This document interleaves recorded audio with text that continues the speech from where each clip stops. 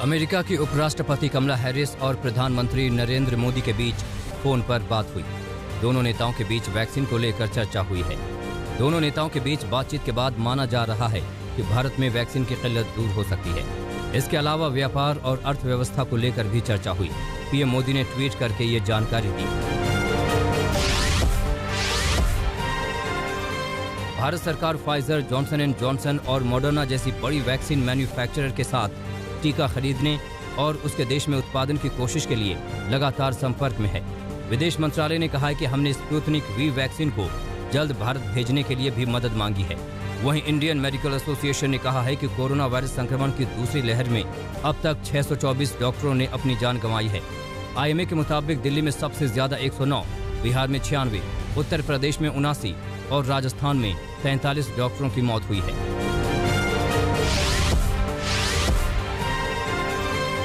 राजधानी दिल्ली में अप्रैल और मई के महीने में कोरोना का भयंकर प्रकोप था। दिल्ली नगर निगम के आंकड़ों के मुताबिक तीनों नगर निगम की ओर से 34,750 से ज्यादा डेथ सर्टिफिकेट जारी किए गए, जो कि पिछले साल के मुकाबले 250% से अधिक है। वहीं पिछले साल अप्रैल और मई के महीने में ही दिल्ली नगर निगम ने 9,916 मृत्यु प्रमाण पत्र जारी किए थे।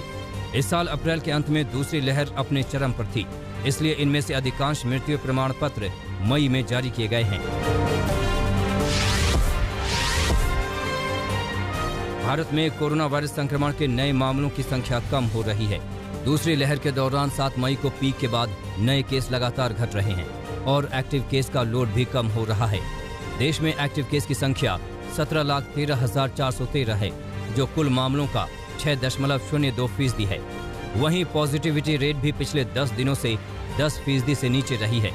साप्ताहिक पॉजिटिविटी रेट इस वक्त 7.66% है। हालांकि संक्रमण से मौत के मामले अब भी 3,000 के करीब दर्ज हो रहे हैं।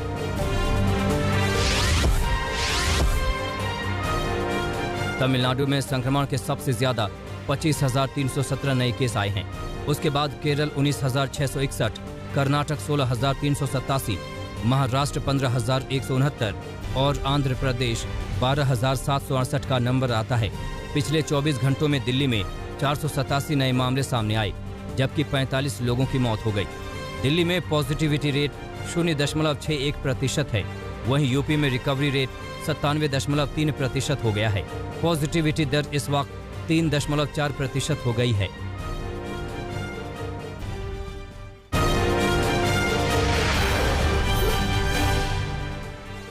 दिल्ली में कोरोना के केस लगातार घट रहे हैं। कल सिर्फ 487 नए केस दर्ज किए गए। कुल 80,000 से ज्यादा टेस्ट किए गए और इस तरह संक्रमण की दर भी सिर्फ 0.61% रही। हालांकि मौतों की तादाद अभी भी चिंता की बात है। कल ही कोरोना से 45 लोगों की मौत हो गई। दिल्ली में अब एक्टिव केस 8,748 बचे हैं। महाराष्ट्र में भी कोरोना केस घट रहे हैं। कल इनकी तादाद 15,000 से कुछ ज्यादा रही, जबकि 25,000 से ज्यादा लोग कोरोना से ठीक हुए। हालांकि अनलॉक को लेकर महाराष्ट्र में भ्रम के हालात हैं। कांग्रेस के मंत्री और सीएम अलग अलग बात बोल रहे हैं। आपदा मंत्री ने कहा कि 5 लेवल पर अनलॉक किया जाएगा, लेकिन इसके कुछ देर बाद सीएम उद्धव ठाकरे ने कहा कि कोई छूट नहीं दी जा रही है। नए प्रस्ताव पर अभी विचार किया जा रहा है।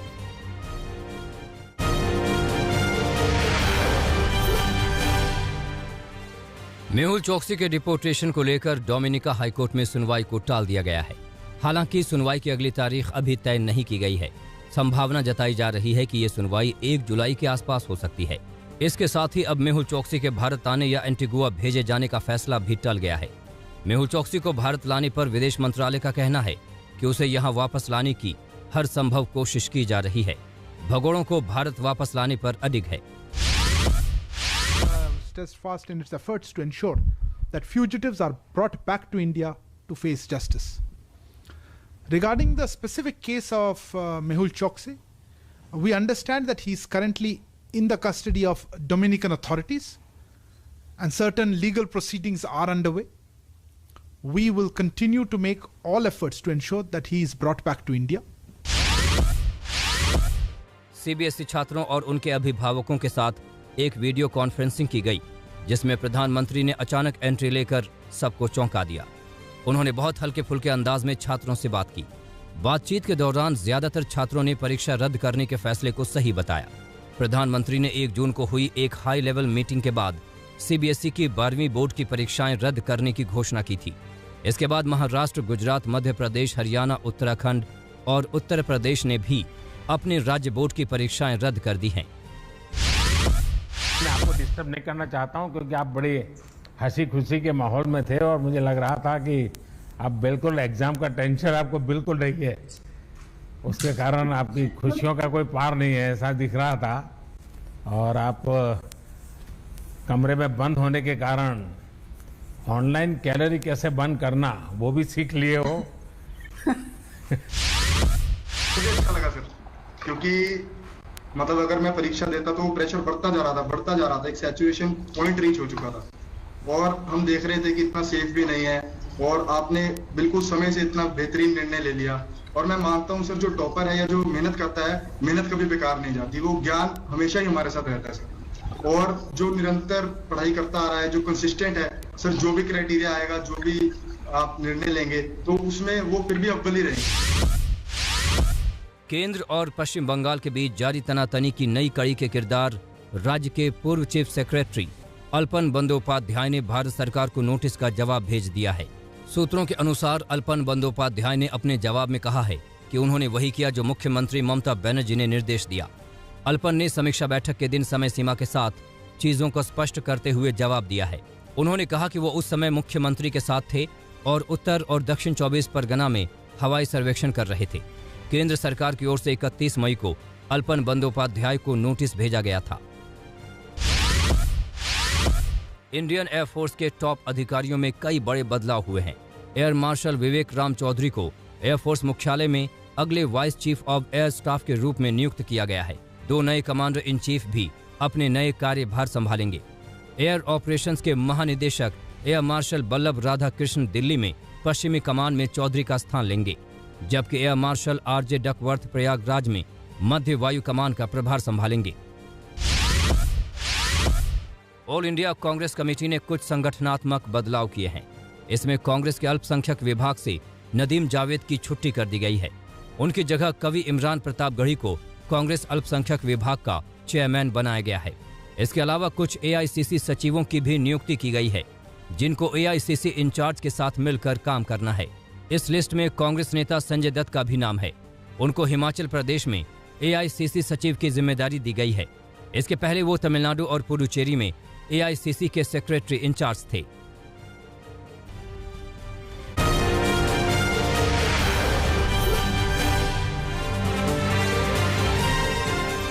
बिहार के गया में नाबालिग के साथ रेप के मामले में 3 साल बाद डीएसपी पर केस दर्ज किया गया।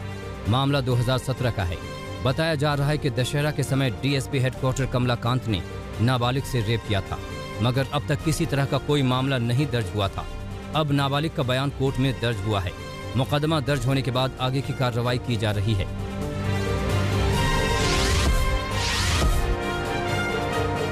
यूपी के फतेहपुर में तंत्र मंत्र के चक्कर में महिला से दरिंदगी का मामला सामने आया है। बताया जा रहा है कि जाफरगंज थाना क्षेत्र में ससुराल वालों को शक था कि उनकी बहू पर भूत का साया है। भूत भगाने के लिए परिवार वालों ने घर में तांत्रिक बुलाया और तांत्रिक ने महिला को जलते चिमटे से जलाया और जलते चिमटे से पीटा। गांव वालों ने पुलिस में जब इसकी सूचना दी, तब पुलिस ने महिला को अस्पताल में भर्ती कराया। पुलिस ने महिला के मायके वालों की शिकायत पर आरोपी पति को गिरफ्तार कर लिया है।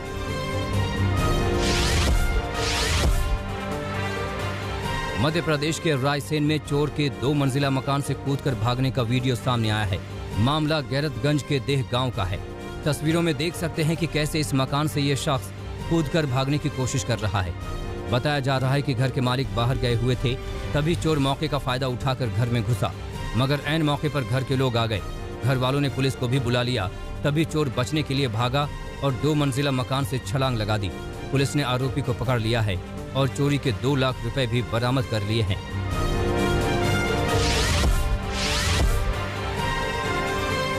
गुरुग्राम पुलिस को बड़ी कामयाबी मिली है। गुरुग्राम पुलिस के क्राइम यूनिट 10 ने यहां एक शार्प शूटर को गिरफ्तार किया है। शार्प शूटर के पास पुलिस को 2 हथियार भी मिले हैं। बताया जा रहा है कि विश्वंभर नाम के शार्प शूटर पर हत्या के प्रयास, लूट और अपहरण समेत कई संगीन मामले दर्ज हैं। पुलिस को आरोपी की तलाश कई दिनों से थी। पुलिस अब आगे की कार्रवाई में जुट गई है।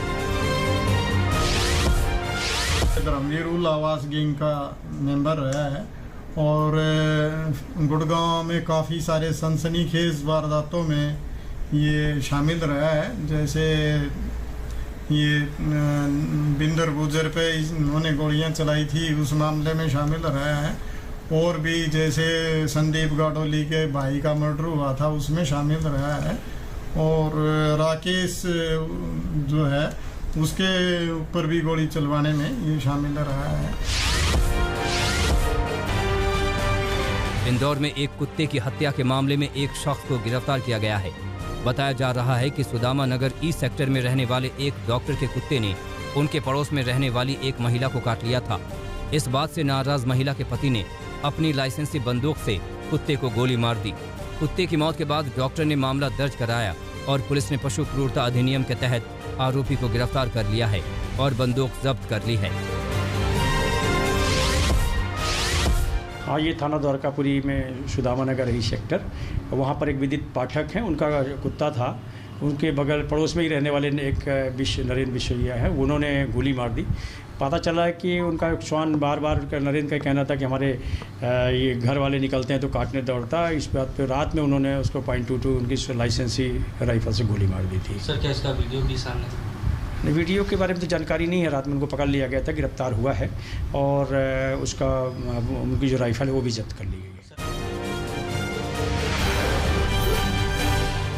अमेरिका संसद के निचले सदन के दोनों दलों ने बाहरी देशों के लिए रोजगार पर आधारित ग्रीन कार्ड की सीमा हटाने के लिए एक विधेयक पेश किया।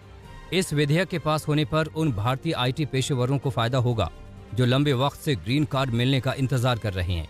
इस विधेयक को सीनेट में पारित किए जाने के बाद इसे राष्ट्रपति के हस्ताक्षर के लिए भेजा जाएगा। चीन और अमेरिका ने अपनी अर्थव्यवस्था को बढ़ावा देने के लिए व्यापार से जुड़े मुद्दे पर बातचीत शुरू की। दोनों देशों के बीच वीडियो कॉन्फ्रेंसिंग के जरिए बातचीत हुई। ट्रंप प्रशासन में दोनों देशों के बीच रिश्ते तल्ख थे। अमेरिकी राष्ट्रपति जो बाइडेन ब्रिटेन की महारानी एलिजाबेथ से मिलेंगे। विंडसर कैसल में अगले हफ्ते दोनों लोगों की मुलाकात होगी। जो बाइडेन G7 देशों की बैठक में भाग लेने अगले हफ्ते लंदन जा रहे हैं। अमेरिका में गोलीबारी की घटनाएं नहीं थम रहीं। अमेरिकी राज्य डेलावेयर के शहर विलमिंगटन में 3 पुलिस वालों को गोली मारी गई। फोन के बाद मदद के लिए गई पुलिस पर गोली चली। तीनों पुलिस वालों की हालत स्थिर है। गोली चलाने वाले शख्स का अब तक पता नहीं चल पाया है।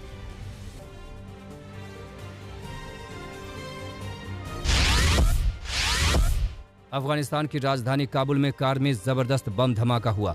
धमाके में 4 लोगों की मौत हो गई, कई घायल हुए हैं। बीते मंगलवार भी 2 कारों में हुए धमाके में 10 लोगों की जान चली गई थी।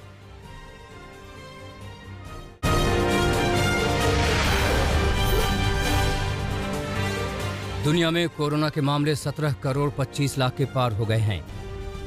अब तक 37 लाख 8 हजार से ज्यादा लोगों की महामारी से जान चली गई है।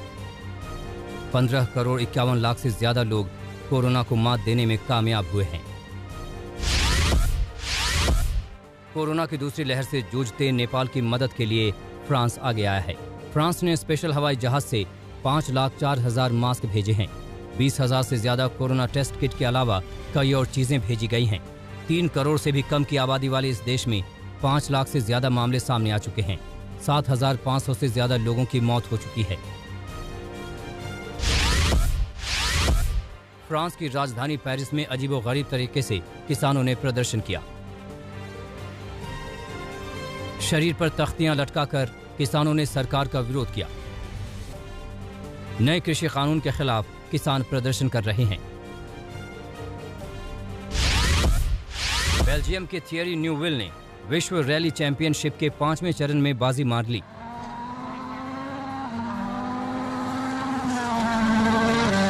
महज 1 मिनट 50 सेकंड में रेस पूरी की। अभी तक पूरे चैंपियनशिप में न्यूविल तीसरे नंबर पर चल रहे हैं।